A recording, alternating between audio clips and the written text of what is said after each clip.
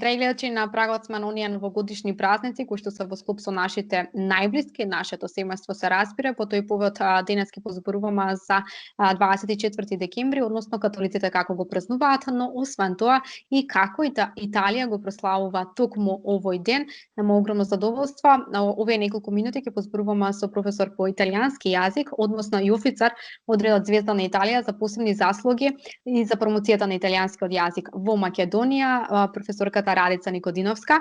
Пред се сакам да ви се заблагодарам за одвоеното ваше време, што сте дел од мојата емисија и што еве денес многу подобро ќе позборуваме и ќе не ги откриете оние обичаи, ритуали кои што ги имаат италијанците, бидејќи пред се вие сте живееле во Италија 6 години во Неапол, па и вашите импресии и добре дојдовте. Сакам да ви се заблагодарам пред се на поканата, секогаш ми е задоволство да гостувам во вашата прекрасна емисија. А особено кога станува збор за една вака убава, весела тема. А треба и да имаме вакви теми за да ги отргнеме оние лоши мисли кои што ги имаме во секојдневието. Ева, како што кажав, и на прагот сме на нова година, оние новогодишни празници кои што секој се радува, знам. И знаме дека се чувствува таа новогодишна еуфорија. Сега во Италија самиот центар не представуваат нели елките, тоа се јаслиците, па нешто околу ова, која е карактеристиката за славење на бадникот, каква е таму таа еуфорија? Да, одлична забелешка на почетокот на овој разговор. Пред себе сакала да споменам дека овој празник во Италија се уште носи длабоки христијански корени и представува момент кој се поминува со семејството, со најдрагите, најблиските луѓе. Зошто велам се уште длабоки христијански корени? Бидејќи ако ги гледате ви американските филмови, ќе забележите дека нели најмногу се обрнува внимание на декорации, на куќата и така натаму, оној духовен момент, духовен елемент помалку изостанува. Затоа велам дека овде се уште се цврсти тие христијански корени. Па постои една пословица италијанска, меѓутоа таа има и еквивалент во македонскиот јазик. Значи италијанската гласи Натале кон и туои, Пасква кон ки вој. Преведено буквално значи Божич со твоите, со твоето семејство, Великден со кого сакаш. И кај нас имаме една пословица од тој тип, еквивалент нели на она италијанската и веројатно представува интернационализам, односно е присутна кај повеќе христијански народи, која вели пред Божич, зад Божич, каде да си, дома да си. Каде да си, дома да си. Тоа е можеби врзано со снегот и со студеното време. Меѓутоа, од оваа пословица се гледа токму важноста што народот, што италијанците му го даваат на семејството, значи особено собирањето на семејството за време на божичните празници. Професор, ке знаеме нели дека трапезата треба да биде постна, но што треба да превладува? Што има, какви јадења се тие? Дали кога се кити таа елка или кога веќе се подготвува таа трапеза се пеат и некои божични песни? Да, божична песна типична е Tu scendi dalle stelle. Се симнуваш, слегуваш од звездите. Прекрасна божична песна која се слуша насекаде по низ малите улички, дуќанчиња, по домовите се разбира. И во однос на бадната вечер, бадниковата вечер, нели, и тамо се јаде постно, нели, преовладува рибата. Италија знаете дека е богата со мориња, така што лесно може да се дојде до свежа и убава рибата и онака се љубители. И се разбира се што е постно, постни свежи салати, постни колачиња и така натаму. Меѓутоа, се јаде навистина многу. Меѓутоа, за гурманите најбогат е во суштина божичниот ручек, бидејќи од предјадења до прво јадење, главно јадење, десерти и така натаму, навистина во изобилие ги има на трпезата. И во врска со тоа може да се каже дека што има на нивната трпеза зависи од регионот. Например, одредени региони, како што Емилија Ромања, Болоња како главен град, нели, даваат задолжително предност на тортелените, тоа тортелини им бродо. Потоа лазањата исто така е многу присутна, минестра. Минестрата е присутна, па може да се каже насекаде во цела Италија, меѓутоа Така. особено на југот. Бакаларот во северна Италија, нели, потоа јагнешко месо се јаде, петел, се јаде во Јужна Италија, например во Кампанија, каде што Неапол е, нели, главен град, и во регионот Лацио, со Рим како главен град, Рим се разбира и на Италија главен град, се јаде капитоне, значи женска јагула. И така натаму. Меѓутоа, она што не може да изоставува, да изостане се разбира колачите. Така. Се многу се интересни италијанците во врска со тоа, се поделени на панетонисти и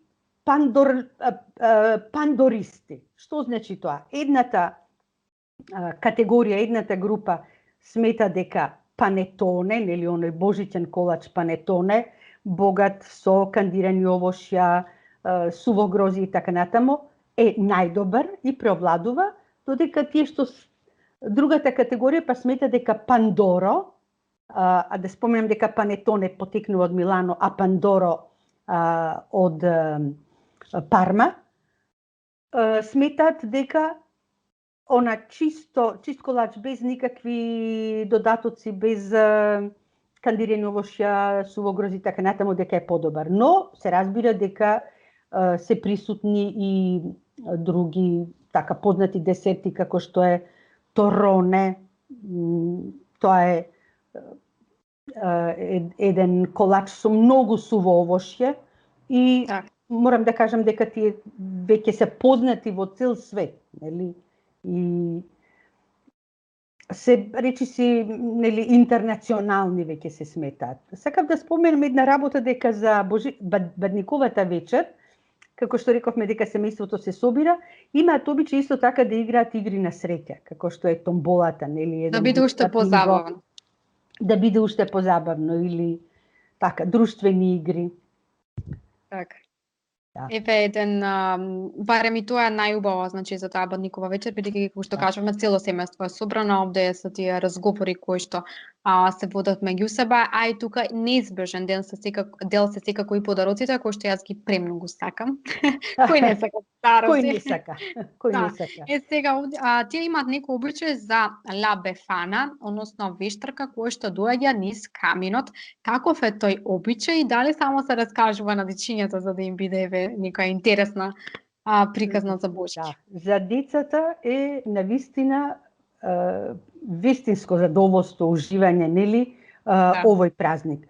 Пред се обележува исто така со да речеме пазарчиња, да ги наречеме исто така поврзани со епифанија, со богојавление, каде што ќе најдете фигурички на таа вештерка, бефана, меѓутоа таа е добра, иако изгледа грдо, нели?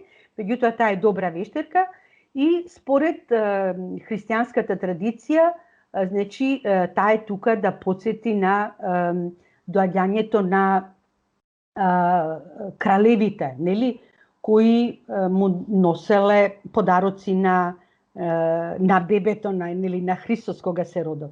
И токму, значи, во таа чест, бефана, добрата вештерка, им оставя на децата подароци во тој чорап, обесен за каминот или пак на други места, нели?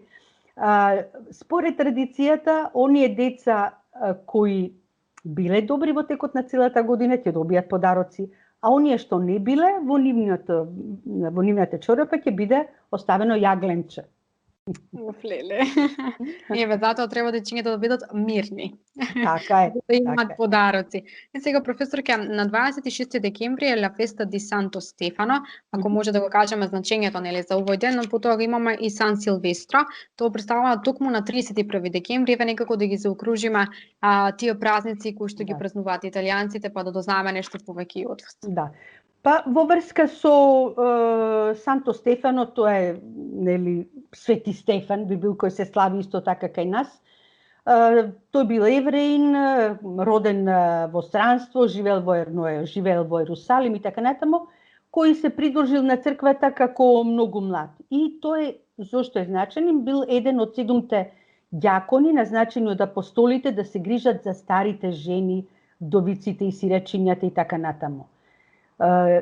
И поради тоа што го искажува своето противење против јудеистичкиот култ на храмовите, бил прогонуван, бил погубен, бил осуден на смрт и погубен. Тој ден во суштина семејството повторно се собира и го дојадува она што останало од божичниот ручек. Нема некој посебен ритуал, некој посебен обичај врзан за тој ден.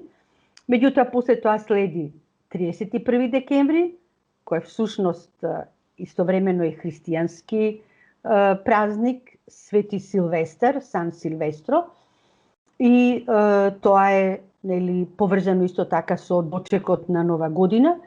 За разлика од нашите обичаи, ние порано се собиравме по ресторани или дома во семејство со пријатели и така натаму. Тамо задолжително сите излегуваат на плоштад. Ако за Божич биле сплотени дома, семејството и најблиските, овде се излегува. Значи, радоста се споделува со сите.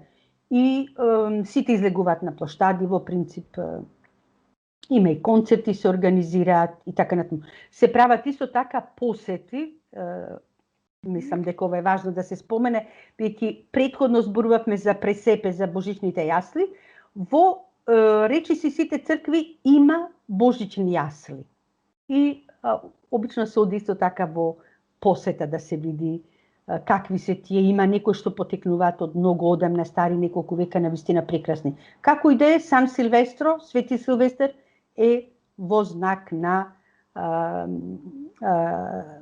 изблик на радост, на среќа, на споделување дочек на новата година со надеж дека ќе биде поубава и посреќна, се разбира, од претходната. И тука веќе кога ќе чукне 12 часот на полноќ, има преградки, гушкања, поздравувања, честитање и така натаму. Професорке, како што кажавме, вие 6 години сте живееле во Неапол. Кажете ми, какво беше тогаш?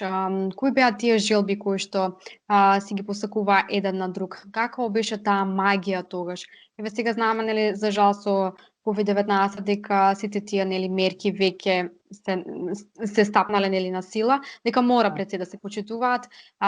Како беше тогаш и какво сега треба да биде? Да. Оваа ситуација сите не погодува, се разбира. Меѓутоа, гледам дека на италијанците, бидејќи гледам постојано, следам италијанска телевизија, многу тешко им паѓа. Дури можам да кажам дека бидејќи владата нормално мораше да прогласи локдаун и така натаму, да нема посети, дружби, дружење на луѓе во поголем број и така натаму. Дури рекоа дека владата им го киднапирала Божич. Значи, до таа мера се оди, нели? Порано беше, се разбира, се одеше и на полноќ на миса, нели? На меѓу Бадник и Божич, точно на полноќ. И имаше врвулици на вистина од луѓе кои влегуваа по црквите, многу посетени, и можам да кажам дека секогаш кога завршуваат тие молитвите и помеѓу, нели, одредени делови, секогаш се завршуваше со паче, со мир. Значи да има мир меѓу луѓето, да има мир во светот, благосостојба и така натаму. Тоа беа желбите. Сега да се надеваме дека наредната година ќе можеме на поинаков начин да го славиме, да ги славиме сите празници. Да не бидеме осамени, изолирани, бидејќи тоа е веќе една нова болест која ги погодува најголемиот број од луѓето, осаменоста.